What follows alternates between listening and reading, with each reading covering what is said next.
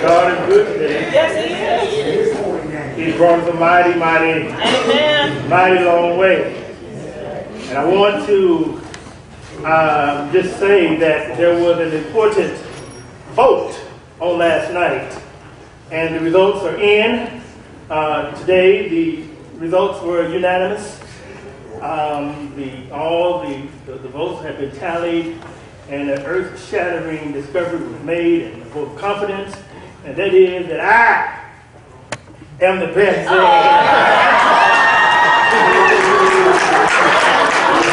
Amen.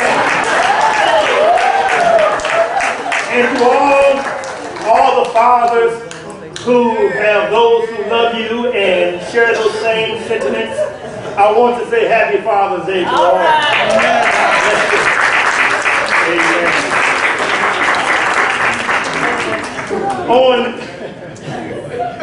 On this day, I think it's fitting for us to pause in our exposition through the book of Mark and focus on a message that is designed to edify, encourage, and challenge us, especially fathers.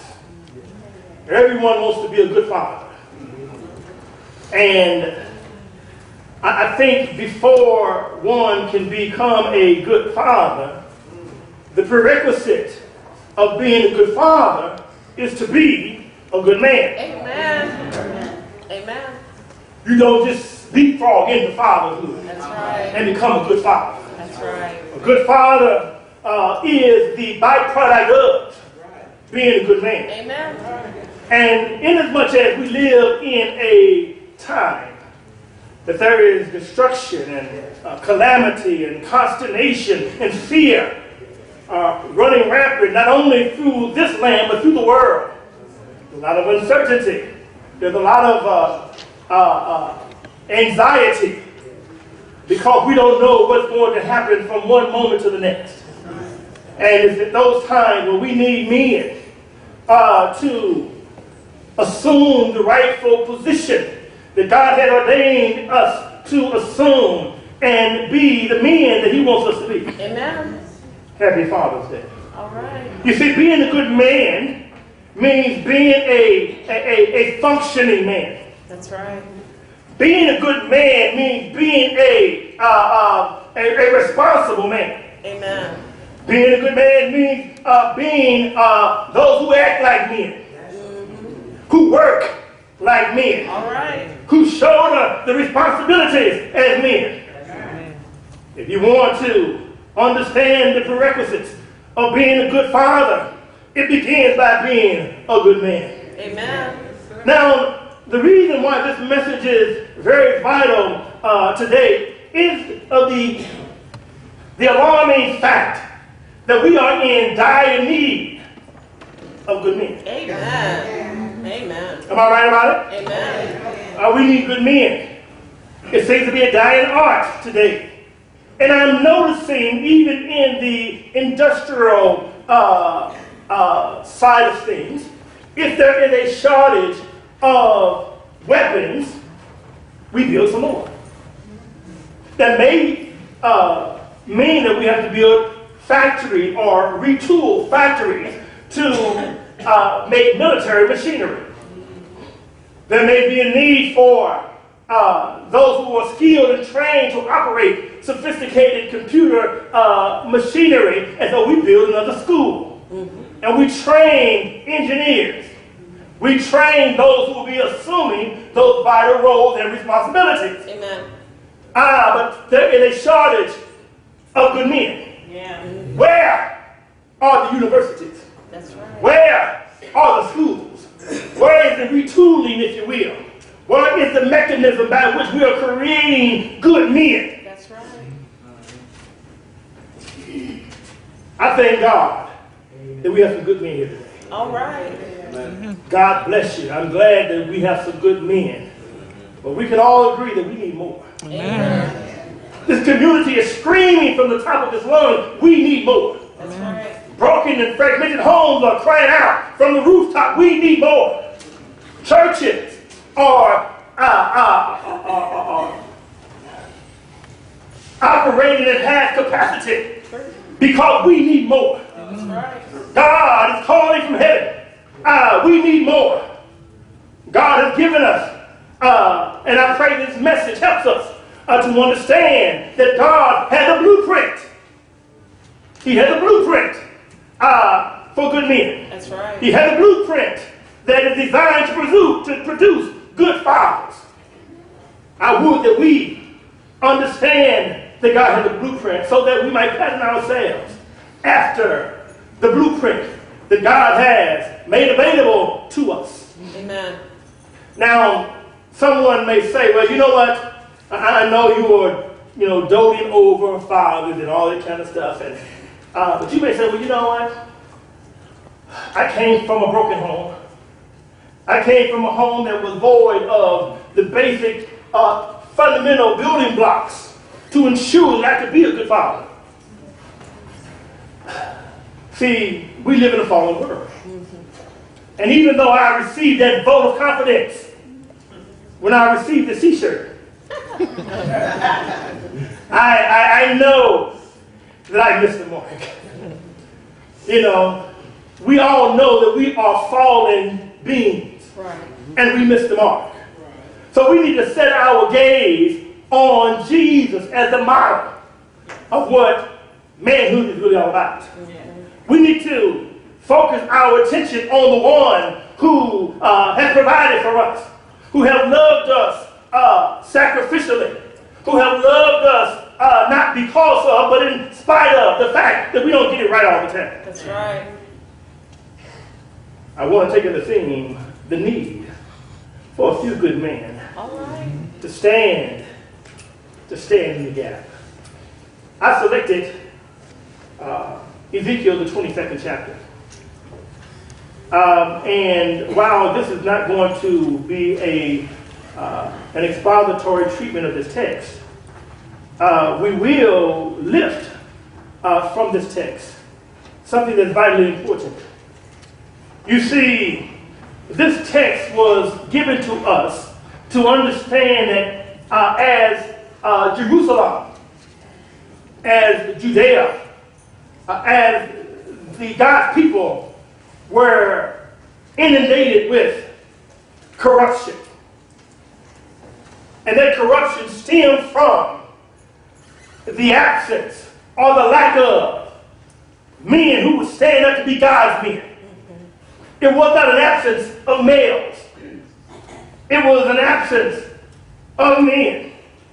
And when I say the absence of men, I mean the absence of men who were sold out to God. Amen. Who have been consecrated for God's use. We all have a decision to make. Will we be vessels of honor or vessels of dishonor? Will we be wood, hay, and stubble that is burned up by the trials of the fire? Or will we be precious metal that is refined in the fire? That choice is ours. And so today, I want to invite you to this particular passage. Let's notice what the Bible says in Ezekiel, the 22nd chapter, and I'm going to use the 29th verse, where it says the people of the land had used oppression and exercised robbery and have vexed the poor and needy. Yea, they have oppressed the stranger wrongfully. And underline this passage. And I sought for a man among them that should make up a hedge or a wall and stand in the gap before me for the land, that I should not destroy it. And in a very exasperating tone, the Bible says, but I found none. Needed good men to stand in the gap. We said that there are certain prerequisites to being a good man, which is fodder for producing good fathers. You cannot be the best father you can be. You cannot be the best man you can be unless you choose to be God's man. There you go. Amen. A man after God's own heart. A man who will submit themselves to the precepts of God. Let me offer to you three major prerequisites today that will ensure that we will be good men. First of all, God is seeking men who have learned to lean. We sing the song, I've learned how to lean and depend on Jesus. Right. Who learned how to lean on the Lord. Notice what the Bible says in Proverbs, the 3rd chapter and verse 5. It says, trust in the Lord with all thy heart and lean not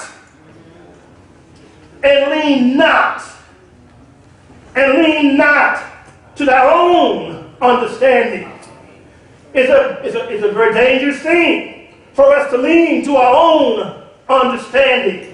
But the godly man does not lean to his own understanding, but he learns to lean on the Lord. Amen. In all thy ways acknowledge him, and he shall direct your path.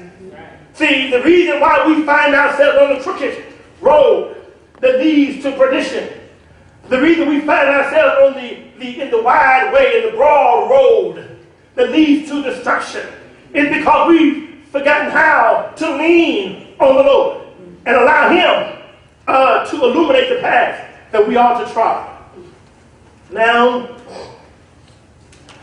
this is important because there are some ways in which we ought to lean on the Lord. First of all, I believe we ought to lean on the Lord for salvation. Amen. Oh yes, lean on the Lord for salvation, because your salvation must be based on faith. Faith comes by the word of God. And if your faith is not based on the principles of Christ, your faith and even your good living can be in vain. For the Bible said, men shall say unto me, Lord, Lord, have we not prophesied in your name? Have we not cast out demons in your name? Have we not done many wonderful works in your name? Then I will profess to them, I never knew you. Depart from me, you workers of iniquity. Why then would God say, I never knew you? Notice the text over in the 7th chapter of the book of Matthew, verse 21 and following. He says, not all those who call unto me, saying, Lord, Lord, shall enter into the kingdom of heaven. Right. But they who do what? Who do the will of my Father. You must make sure that you're walking in harmony with the faith of Christ. That means you're in harmony with the teaching of Christ. We need to lean on him for salvation. For the Bible tells us very, very clearly, for by grace you have been saved, through faith, and that not of yourselves, is the gift of God. We're saved by grace, through faith, through your faith in him. In order to have faith in him, you must be in harmony with his word. There are many different teachings that's roaming the land. It's one thing to be in a faith, but we need to be in the faith. Amen.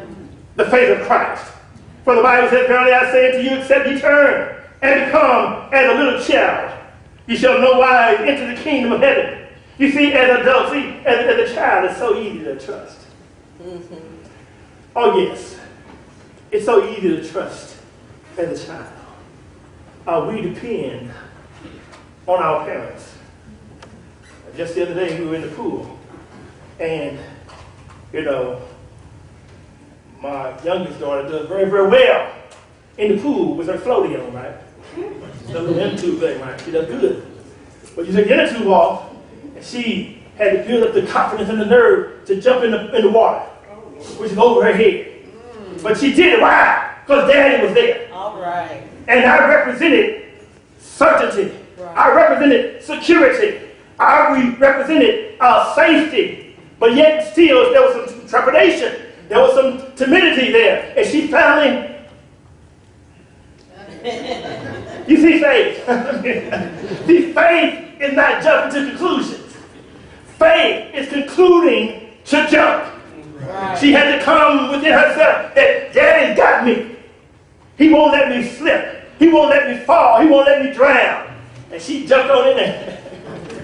And I made sure that I would not violate her trust. All right.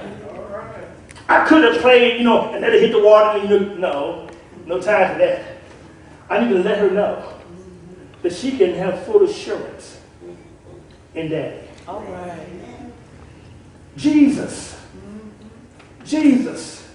wants us to have full assurance that the Father has our back.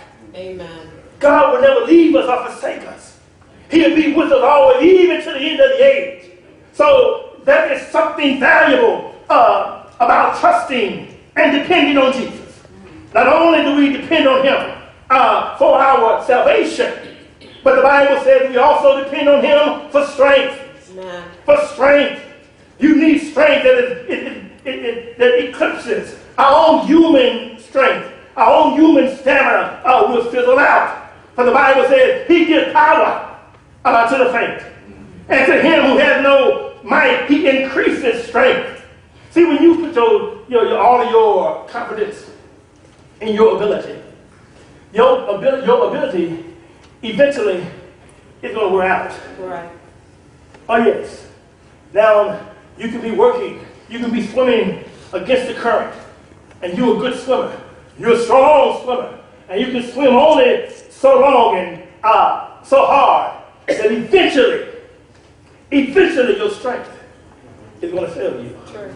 And then the current is going to take you wherever the current wants to take you. But when you trust in God, and you put your confidence in him, for the Bible says, even the youth shall faint and be weary, and the young men shall utterly fall. He said, but they who wait on the Lord. This is my mama's favorite passage that she told me a long time ago. They who wait on the Lord shall renew their strength. See, God is able to supply you with more strength. He'll give you the wherewithal to get up when you feel like giving out. He gives you that something. Can't put my finger on it. I can't really identify exactly what it is, but it's something called grace. It's that keeping on grace. It's that get up when you fall down grace. It's that I got your back grace. It's something that's deeper and beyond our comprehension, but God is able to give it to us when we need it. Amen. Oh yes, those who wait on the Lord, they shall mount up with wings as eagles. They shall run and not get weary, and walk and faint not. Where's your strength? And who do you depend on for strength? We have to depend on the Lord. Amen. But not only that, that dependence comes from the notion and the idea and the blessed assurance that he will supply. The Bible says that he will supply all of our needs according to his riches and glory. Isn't it good to know that you serve a God who has an endless supply? Amen. See, if you come to Brother Meriwether and you need something, and I may have the desire to give it to you, I may have the capacity to give it to you for a little while, but after a while, my bank gets depleted. Well, I'm going to say, I don't want to sound as though after a while, no. After a while. Because we're human. But God has an endless supply of love, an endless supply of grace, an endless supply of mercy, of benefits, of blessings. Amen. Did you depend on him for your supply? Doesn't even matter what you need. He said, I got you. If you want to learn how to lean on him for your salvation. Lean on him for your strength. Lean on him for every resource of supply, but also lean on him for soundness. We need to be able to make sound decisions, sound judgments. We need to be not fickle folk, but men and women of wisdom. Amen. For the Bible says in James 1:5, if any man lacks wisdom, what should he do? Ask. What should he do? Ask. Let him ask God. Right. See, God is able to supply what you need, but he wants us to come and ask him. Why? Because he gives liberally. and upbraideth not, it shall be given to you. You know, the Bible says, seek and you shall find. Well, my question to you today is, what are you looking for? Huh? Ask, and it shall be given unto you. What do you want? Sometimes we ask for stuff we don't need. Sometimes we ask for things that goes contrary to the will of God. Right. That's why James was in such an uproar. He said, why are there wars and calamities going on? You see, we war among ourselves because we want and can't have. And we want to use those things for our own selfish desires. We ask and receive not because we ask amiss. Right. In other words, we ask not of faith as a double-minded person who's unstable in all of his ways. So therefore, if you want to be a good father, if you want to be a good man, if you want to be a good child of God, learn how to lean and depend on Jesus. Amen. As children, it's easy, as I said earlier, to lean and trust. But long and soon, our mustache get a little thick. You know, our little biceps start to bulge out a little bit. And, you know, we have to start using deodorant and all that kind of stuff. Smelling yourself. We think we're halfway grown. And it's hard to trust. It's hard for us to put confidence in anyone but ourselves. And consequently, we find men who stumble in the dark trying to be men based on the world's stereotype of what a man ought to be. Right. And then we begin to try to be men of conquest. We try to be men who are able to prevail over others and dominate others. But Jesus said, those who are greatest shall be your servant. Right. Jesus said the Son of Man did not come to be served, but to serve.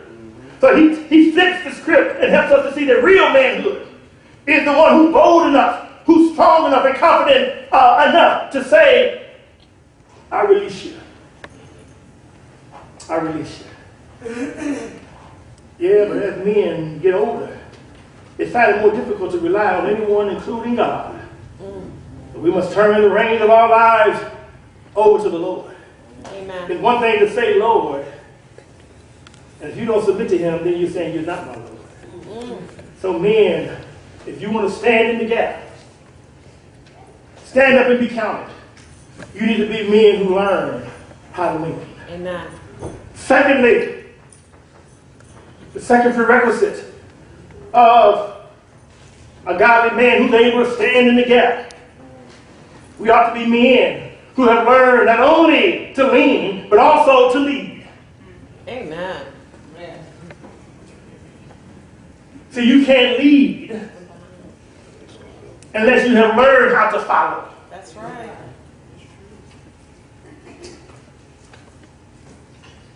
You see, again in our passage, God said, and I sought for a man among them.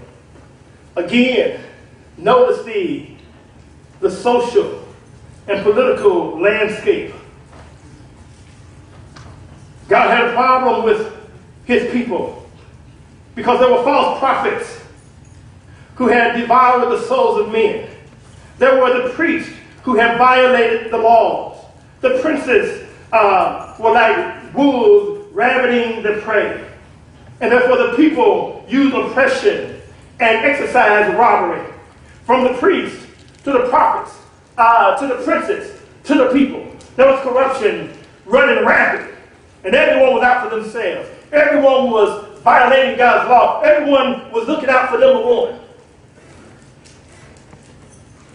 And he says, I'm seeking for a few good men.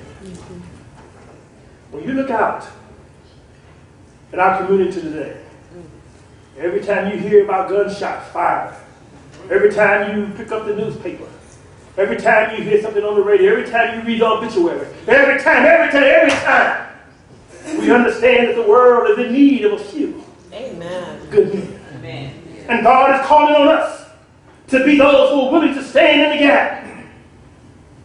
And if you want to lead, first you need to learn how to follow. Amen. In other words, we need to be those who learn how to lead their own selves. How do you lead your flesh? See, that one of the biggest problems the reason why our influence and effectiveness has been diminished and compromised is because we can't even lead our own flesh. That's why the Bible says over in Ephesians chapter 5, verse 18, it says, don't be drunk with wine. In other words, do not be under the influence of intoxicants, but rather be under the influence of the Holy Spirit. Amen. Allow God to lead you. So you can't lead right unless you learn how to follow. That's right. If you are led by the Spirit, that means you're following the Spirit, opposed to being led by the desires and the cravings of your flesh. Amen. Let me give you some sin that God wants us to avoid as men and women too. But indulgence. Overindulgence, ... Typically, I would say overindulgence in wine and all that kind of thing. But I want to say it's overindulgence. Sometimes we find ourselves overindulging in things. We need to use some constraint. Keep our fleshly appetites at bay. Right. Control over your own body. Don't let your body control you. So therefore, indulgence needs to be in check. We need to be able to lead our own flesh. Even our own irreverence needs to be put in check. So God has a way of showing us our own irreverence, our own disrespect to God and others. Be in control of and guard against folly. In other words, it's silliness. Sometimes we can spend first-rate energy on second-rate things. Right. Major no minors. And never getting around to doing kingdom business. Right. I wonder how God feels about us major no minors. Never getting around to sharing our faith. Never getting around to showing the world that we are following Christ in our speech, in our behavior, in our work ethic, in all those things. God is looking for men who are able to lead their own flesh. Because if you can't lead your flesh will lead you. So many homes have been broken and destroyed because men couldn't lead their own flesh. That's true. But not only that, we need to learn how to lead not only our flesh, but we need to learn how to lead our families. See, families are looking to us for leadership. Families are looking for us to be the model that ought to be followed. That's why Ephesians 5 says that the husband is the head of the wife, even as Christ is the head of the church. Right. A lot of men who have used that passage to exercise a domineering position over women. I'm the head. Wow, look at this passage. The husband is the head of the wife. But then we start reading. You see that passage we're talking about the relationship between Christ and the church. Right. The husband is the head of the wife, even as Christ is the head of the church. And Savior. That's right. And Savior of the body. The women submit themselves to the head because the head has demonstrated sacrificial love for the wife. That's right. A love that means I'm your protector. I'm your provider. I'm your champion. See, the husband is the band around the house. If your house is going to be tight, it's because you are exercising God's leadership in your home. That's right. If your wife is looking to you as the apple of her eye, it's because you have shown godly affection. If your children think you the best thing since Quaker Oats, that means that you have been living a life in such a way that they reverence you and respect you. Amen. You their hero.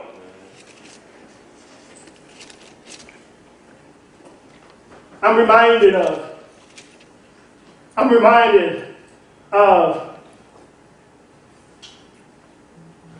Adonijah. I couldn't think of his name. Adonijah, one of the sons of David. David was an old man, and he still lived though. And Solomon had been selected to be his successor. Well, Adonijah, you know what he did? He got all the other sons together.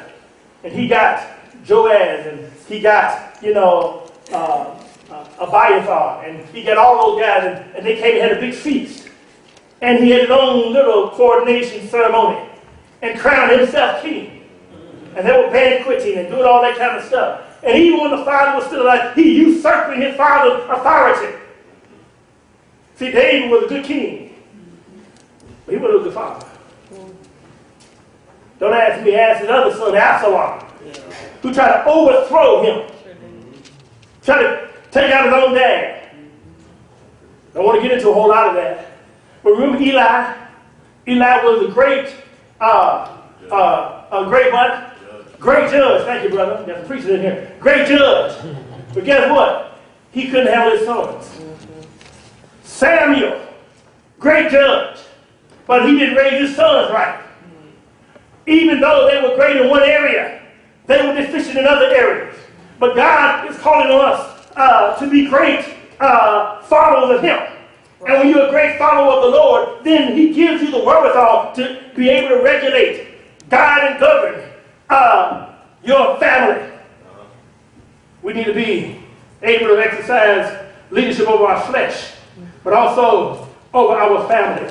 Amen. Let me give you 3 virtues that will allow you to be a great leader of your family. First of all, stability.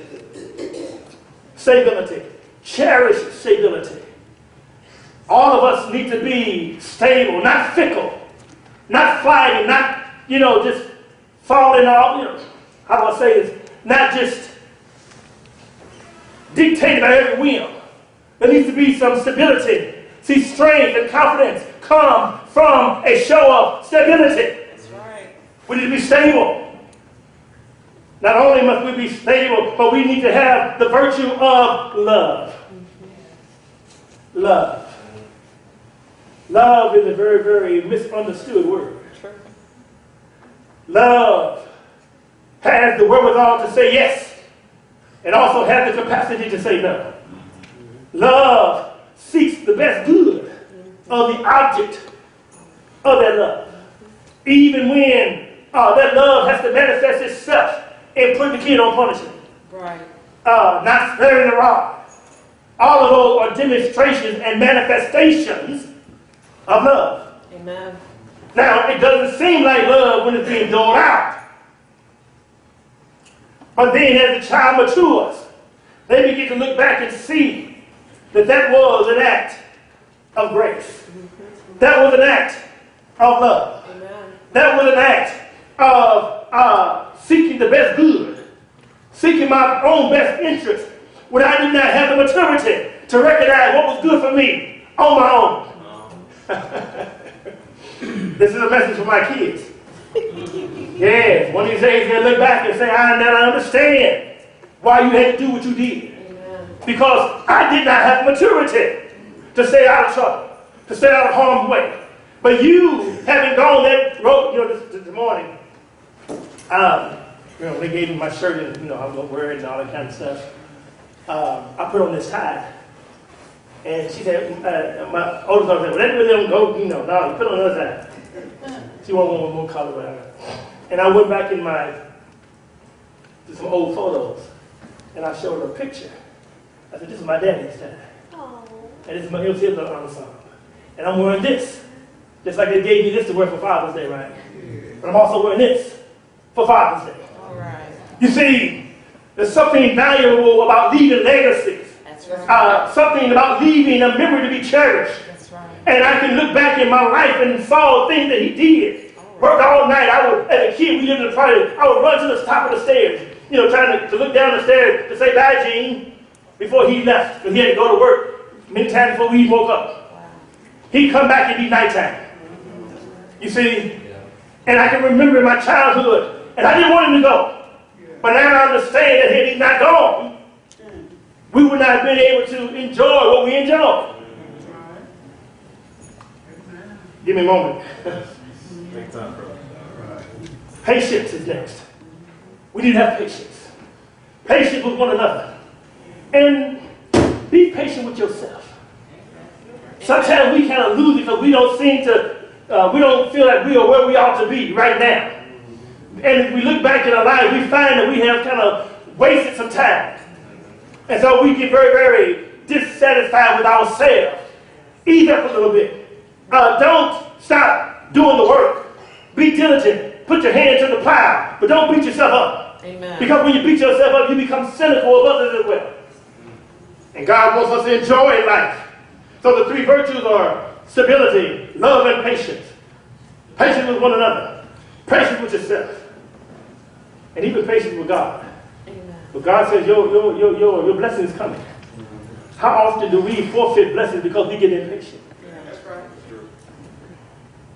So therefore, men are needed who learn how to lead. Lead their own flesh and lead their family, but also to lead the fallen. I want to stop right there. We need to lead the fallen. In other words, there's so many falling by the wayside today.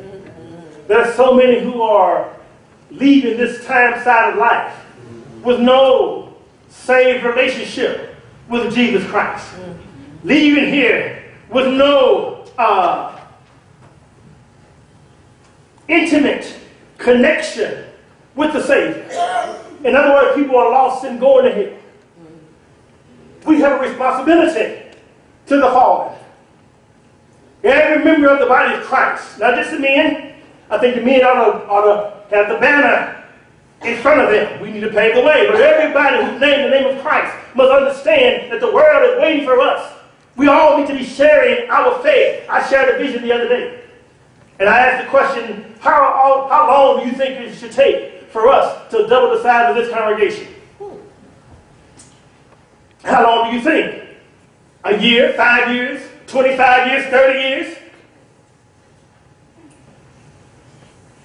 Where everybody understood the importance that we had the responsibility of sharing our faith. And we share our faith not only through what we articulate, but also what we demonstrate with our hands and feet and hearts. We done with the church in less than 6 months. But it seems so that seems so far-fetched. And it will always be far-fetched until we resolve that we will stand in the gap. For God said, I searched for one who will build a hedge. I searched for one who will stand in the gap, and I found none. This is a clarion call, not only to men of God, men for God, but also to a church community who have named the name of Christ. God wants us to stand in the gap. He wants us to build a hedge. He wants us to represent the fact that He is God and we are His children. Amen. I'm looking for one who will stand in the gap. Notice the fallen, those who know not Christ. We are all fallen, number one. Yes. For the Bible says that through the first Adam, we experienced sin and death. But through the second Adam, we did not experience life. Right. We have to introduce people to the second Adam. We need to introduce people to Jesus. Not only through His Word, but also the incarnation of Him. In other words, Christ in our lives. Christ in you is the hope of glory. How diligent are we in sharing the good news of Jesus Christ?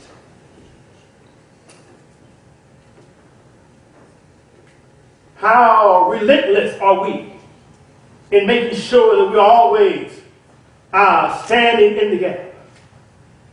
How diligent are we in letting people know that not only do we embrace the faith, but we are not afraid of sharing our faith?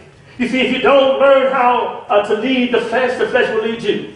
And consequently, your effectiveness to walk in the path of righteousness, your effectiveness in leading your family, your effectiveness in being a good witness for the lost will be compromised. Right. You can't lead the lost if you're not following Jesus. Amen. You can't lead the lost to somebody who you're not following. If they do follow you, where will they end up?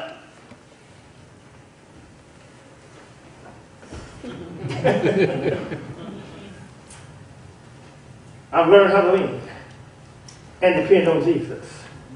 I have decided to follow Jesus.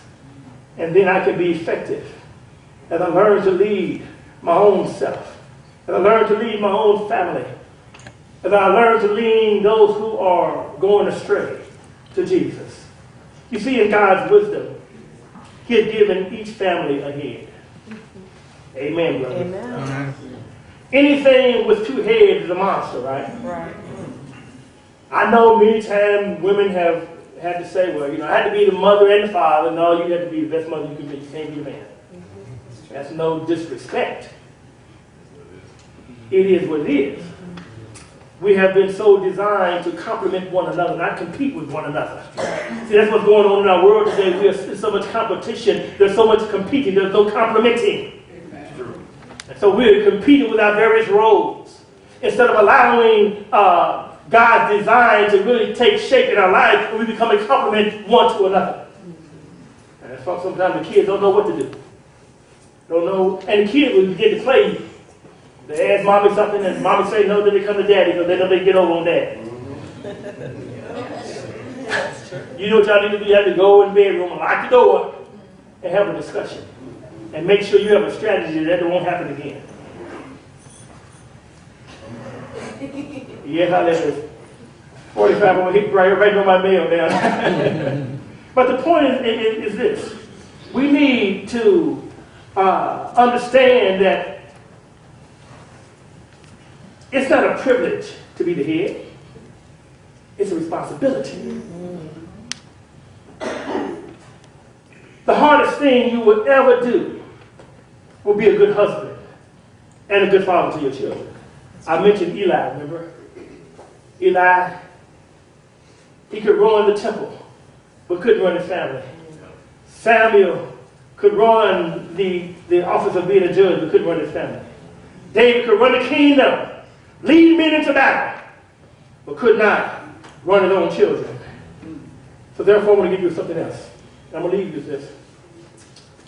Not only do we need to be men who have learned to lean, not only must we be men who've learned to lead, but also we must be men who have learned to love. Amen. We must learn to love. Notice, thou shalt love the Lord with all thy heart, all your might, all your strength. That's the greatest commandment. He said, but the second is like it to the first. You should love your neighbor as yourself. That's right. You know that's where we get our vision statement from? Glorifying God, love the Lord all your heart, and love your neighbor as yourself. Love, glorifying God through serving others. That's where it comes from. It comes from the great commandment.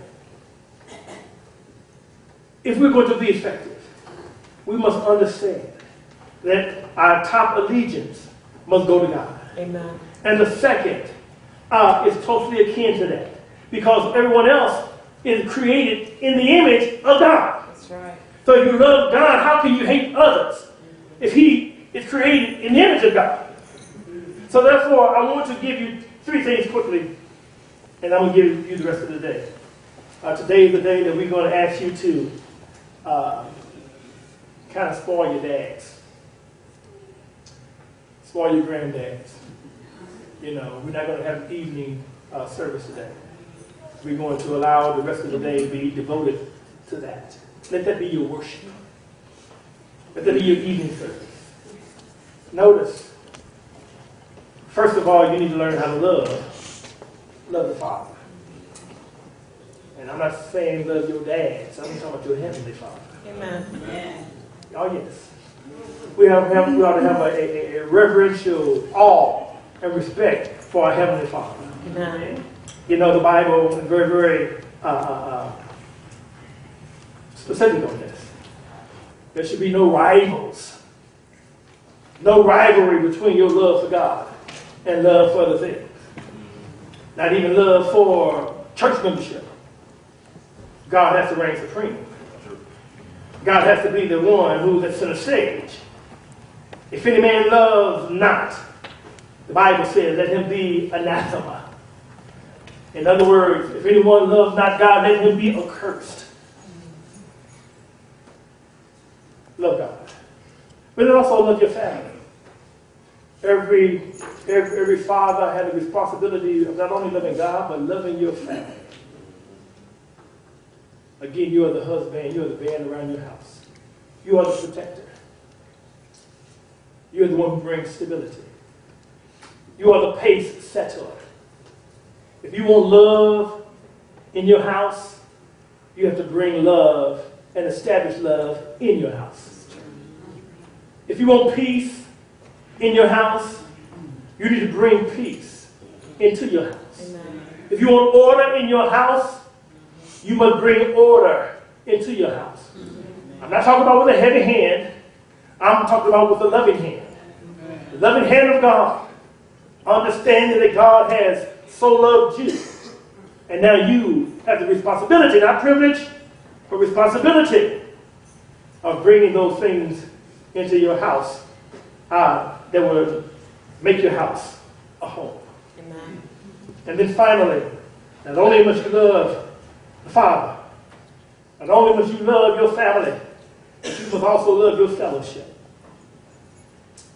The Bible again over in Ephesians chapter 5,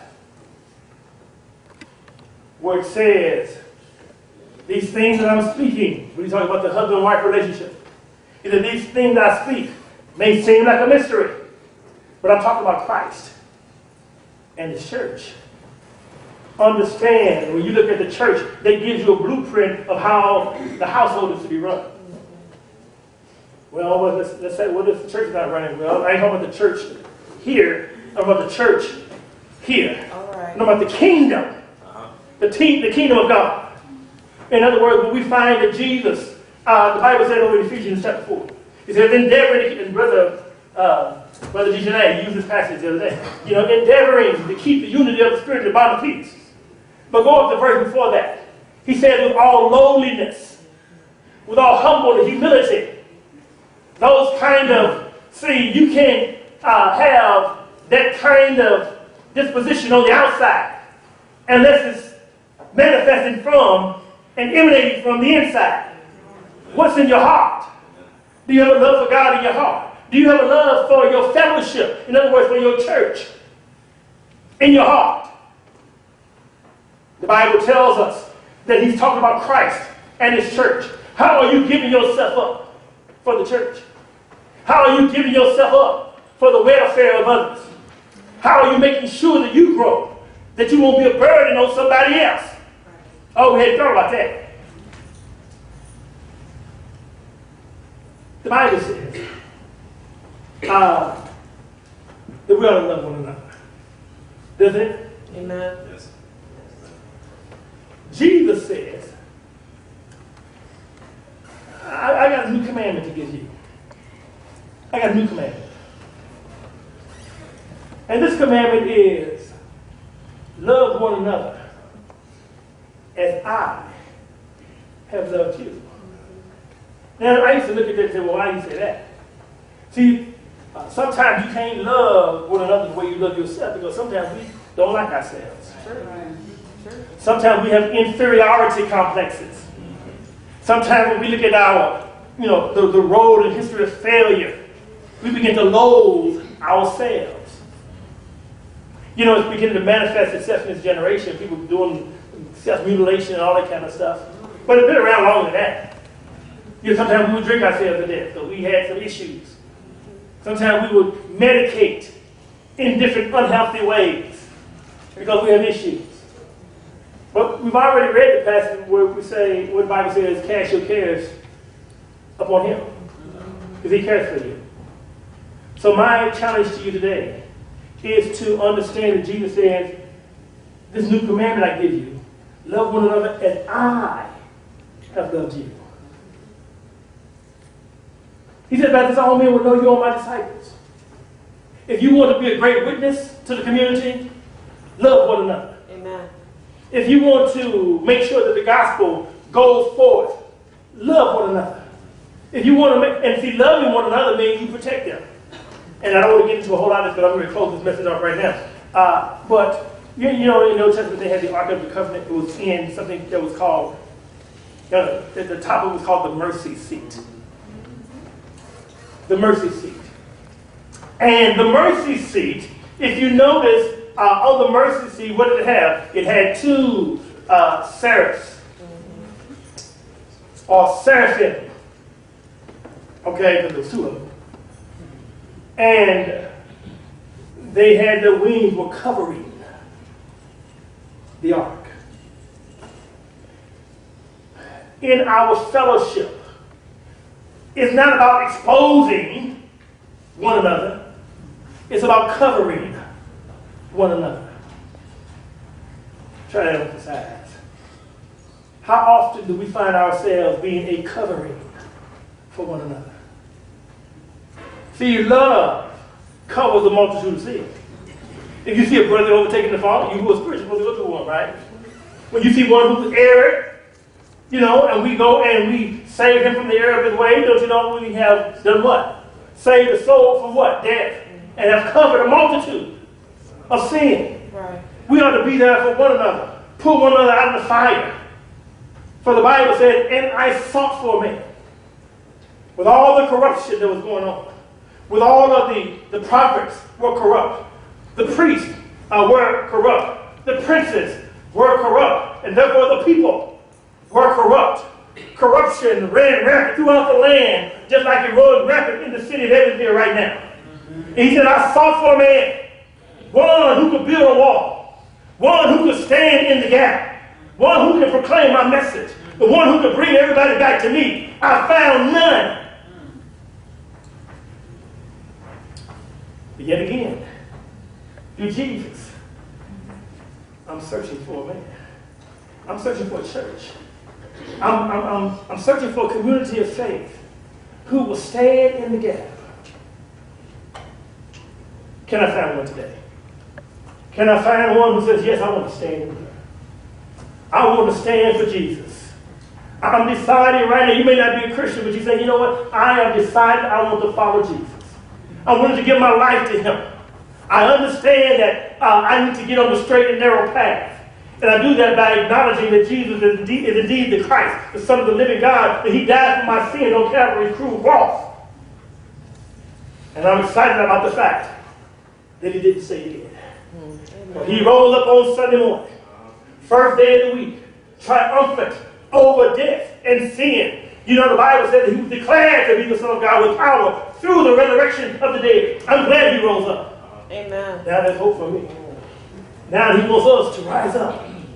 He wants this church to rise up and stand in the gap and be the kind of people who have learned how to lean and depend on Jesus, who now have learned how to lead others to Christ because we have learned how to love one another. Amen. If any of this message belongs to you, we want you to consider it. I want to ask our prayer warriors to come and position themselves. If you need prayer, if you say, you know what, I've been leaning to my own understanding, and I want to repent of that.